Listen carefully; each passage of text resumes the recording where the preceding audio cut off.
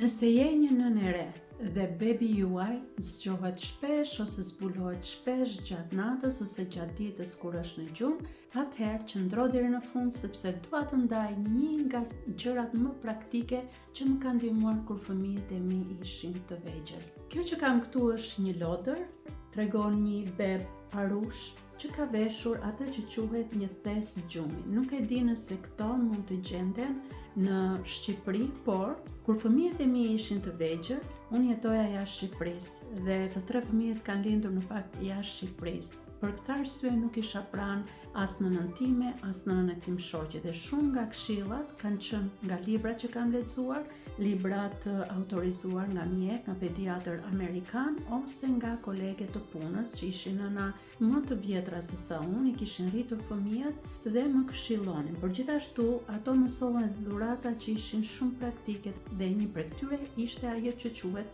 thesi i gjumit. Është pak a shumë i tillë dhe mund të ketë një, ky nuk është tamam sepse është një lodër, por mund të ketë një zinxhir këtu në fund ose një zinxhir përse gjati. Pse ndihmon një thes gjumi? Nuk kemi një fjalë tamam në shqip, po e përkthyer nga anglishtja do të thotë thes gjumi ose batanie gjumi. Çfarë funksioni ka kjo?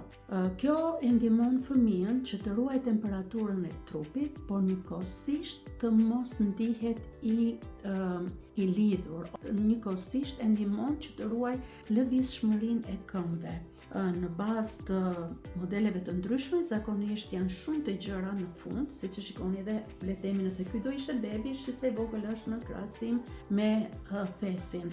Bëhen të tilla, mund t'i qepni edhe vetë në një rroba qepse ose pse jo edhe me dorë. Nëse mund të blini në treg një material të ngrohtë, tip batanie që është e ngrohtë, termike për bebe, përshtatshme për bebe, ose lëshojqime që të mos japi alergji, ose ta qepni me dorë, ndoshta mund të përshtatni një batanie të thjeshtë për bebe dhe mund ta përshtasni vetë në një thes gjumi.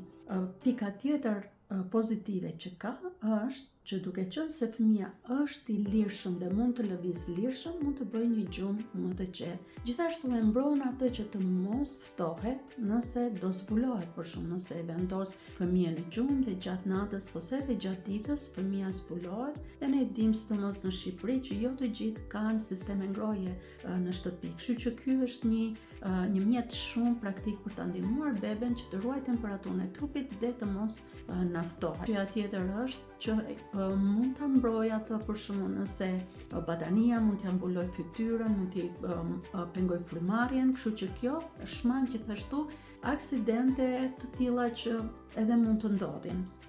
Dhe mund të ndrohet shumë kollaj bebelina sepse thjesht hap zinxhirin edhe fëmia është i lirë, ti mund ta ndrosh kudo që të shkosh, edhe në një lokal, në karrocë mund ta ndrosh shumë kollaj. Dhe siç po përmendja më përpara, e ruan temperaturën e trupit pa e veshur foshnjën shumë trash me rroba të ngushta që e bën atë që të djersisë ose të mos jetë rehat, kurse kjo e ndihmon që fëmia të lëviz lirshëm, të jetë ngrohtë edhe të mos i dalë gjumi dhe të mos ftohet. Do ndaj një sekret tjetër në videon tjetër dhe dikush më pyeti pse po i bëj këto video, sepse nuk është në natyrën e kanalit tim, por dua të ndaj zemrën time.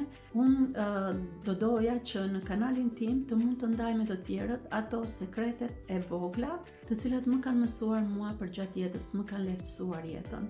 Më gjëra praktike që lidhen jo vetëm me zhvillimin personal edhe rritjen, por edhe me gjëra të tjera, sepse të gjithë ne nuk jemi vetëm profesionistë, pra ne nuk jemi thjesht puna që bëjmë. Nuk jemi thjesht ekspert në një fushë të caktuar, ne jemi qenie njerëzore të plota, 360 gradë dhe në jetën tonë të përditshme ne luajmë shumë role.